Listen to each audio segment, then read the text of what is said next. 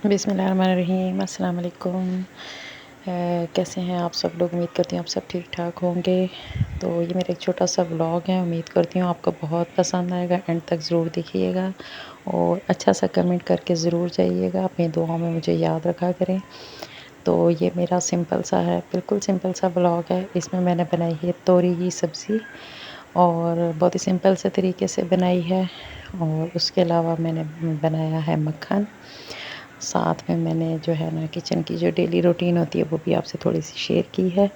तोरी की सब्ज़ी बहुत ही मज़े की और लज़ीज़ बनती है। सिंपल से तरीके से अगर आप बनाते हैं तो आप खाएँगे और आपका पेट फुल नहीं होगा, बिल्कुल भी महसूस नहीं होगा कि आपने कुछ खाया है। इसलिए गर्मियों में तो मैं वीक में 1-2 दफ़ा ज़रूर ही अपने लिए बनाती हूँ, मुझे तो बहुत पसंद है। पहले नहीं थी इतनी, लेकिन अब मैं बहुत शौक़ से खाती हूँ।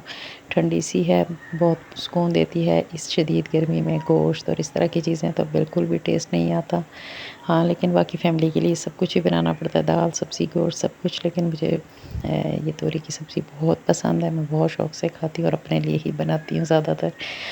और साथ में मैंने मक्खन बनाया है जो हम दिन को चूरी बनाते हैं, मेरे बच्चे बहुत शौक़ से खाते हैं और शक्कर डाल के चूरी बना लेते हैं। कभी वैसे ही रोटी के ऊपर मक्खन रखा और ऊपर शक्कर डालें और बहुत ही मज़ा आता है गर्मियों में।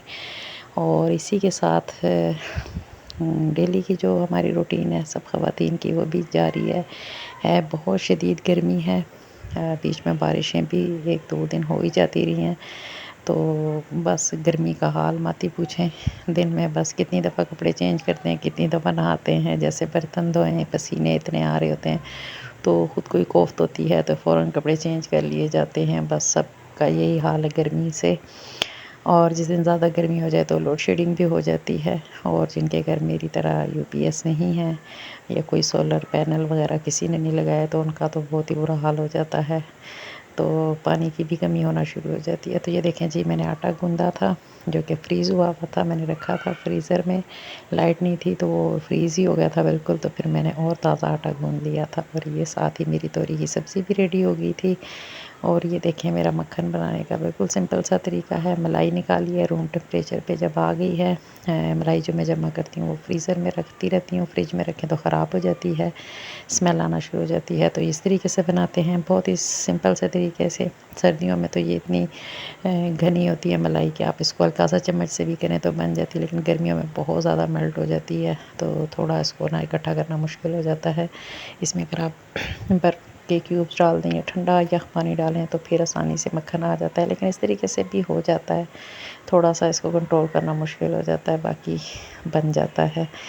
कोई भी काम मुश्किल नहीं होता, नामुमकिन नहीं होता, मुश्किल ज़रूर होता है।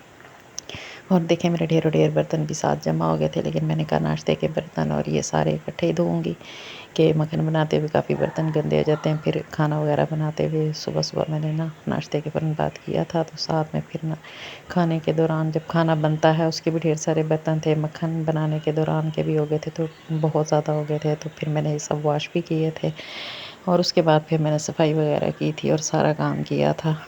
और किसी-किसी दिन जब तबीयत थोड़ी-सी बोझिल सी होती है, हिम्मत नहीं हो रही होती, तो सबसे पहले मैं फिर सफाई करती हूँ। जब सारा घर साफ़ होता है तो काम करने में मुझे बहुत आसानी होती है। तो इसके साथ-साथ अपनी सेहत का भी ख़्याल रखा करें, इन दिनों पानी ज़्यादा पिया करें। मैं तो पानी बहुत कम पीती हूँ, गर्मी हो या सर्दी।